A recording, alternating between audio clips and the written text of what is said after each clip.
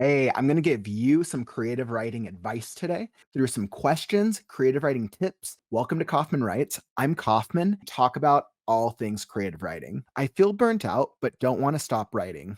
What should I do? I want you to go give yourself a breather. I know before you go away, like I know you weren't expecting that. Whenever we get burnt out, that's our body trying to tell us that we need to do something differently. So here's what I want you to do.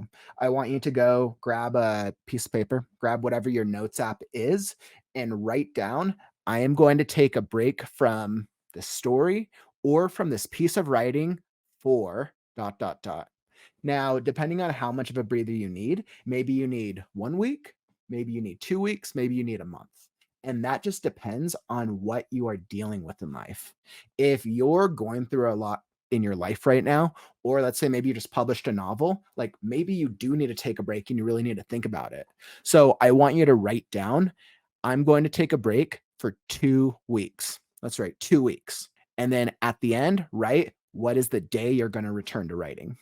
So that way you're intentional. A lot of the times when I see writers take a break because they're burnt out, it usually is it usually results in them taking a break and then coming back a year later. We don't want to do that. I want you to come back and get back into your flow of creative writing, shortly, but everyone needs a breather. If you found any value from these questions or from anything that we've talked about so far, make sure to like and or subscribe this video or this live stream. And that way you'll be alerted when I come out with new creative writing tips, strategies, and tricks videos. I want to get my work read, but whenever I ask others, they don't seem like they want to.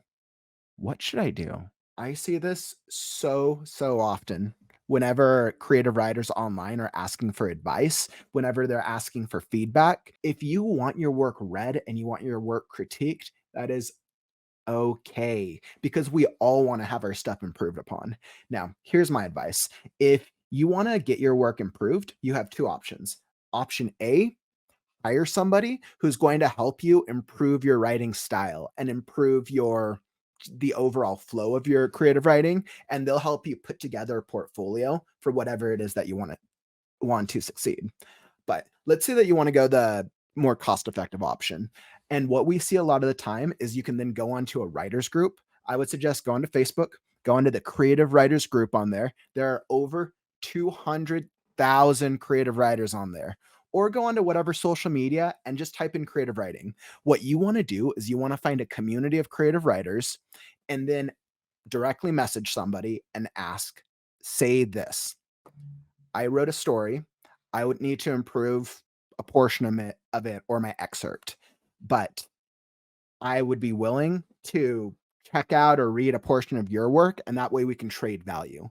Because the goal is you want to trade value for value because most writers want a portion of their work read. I started a new story, but it feels like there's something missing. How can I tell what it is? What is the message? What is the theme? What is the story that you're trying to tell? If you're the type of writer where you're just like, I'm going to go and write and see what happens, that is okay. This is going to be more if you're stuck and you're like, all right, well, what do I do? Something's missing. If you could sum up your hero's journey in a single statement, in a single sentence, what would it be? I want you to go write that down. My hero is on a journey to save the princess, slay the dragon, and protect the kingdom. All right. Now, once you've written down that one story or that one statement, the next thing you want to ask yourself, if you feel like, okay, so this creative writing story I've been doing, I have this hero and it feels like everything's too easy. If the story you're currently trying to write feels too easy, add more obstacles. Maybe the hero has to fight a dragon, an ogre, a demon, and a goblin to get to the end. Or let's say you feel like, okay, my story feels a little too difficult. It feels like they're stuck at every single part and it doesn't feel like they're growing. Create a supporting character, create an additional friend, create some other character who's going to help them to overcome their challenges and whatever obstacle they're trying to work through. Writers draw from the world and from people that they know. That's actually very common because we relate with people, right? And at the core of starting a character, You're starting with somebody you know. Now, with nonfiction, you don't obviously it's since it's more tends to be based off real life and real stories, it's a little less removed from a fantastical element. I think as the writer, it's your creative decision how close or how far you want to stick with whoever the original like source material is. And I would say there's no right or wrong way with it. Yeah, I'd say there's no right or wrong answer to that. With some writers, copy people word for word, take their strengths, weaknesses, habits, traits, and turn them into great believable characters.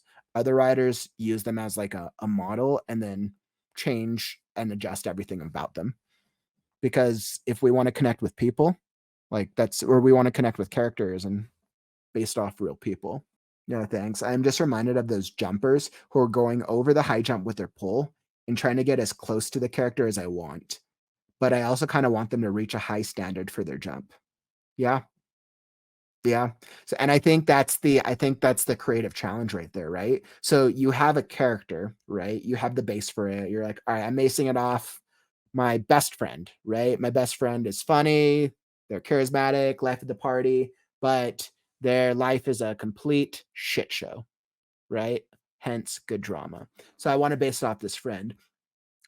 Now the more I write the stories about this friend, the more I'm like, I get some great stories, but it feels like what actually happened based off like what could happen. Like I feel like I could actually push the stakes up more. And I think as a storyteller, that's the creative or creativity right there, right? So I think like if you're creating a character and they deal with a drug problem, for example, but they like kind of go back and forth. Maybe they go to rehab, maybe they don't, and then they overcome it. It's like, cool, there's some good drama right there. But if I really wanted to like elevate that, if I really wanted them to get that like that high jump, like they have to hit a rock bottom.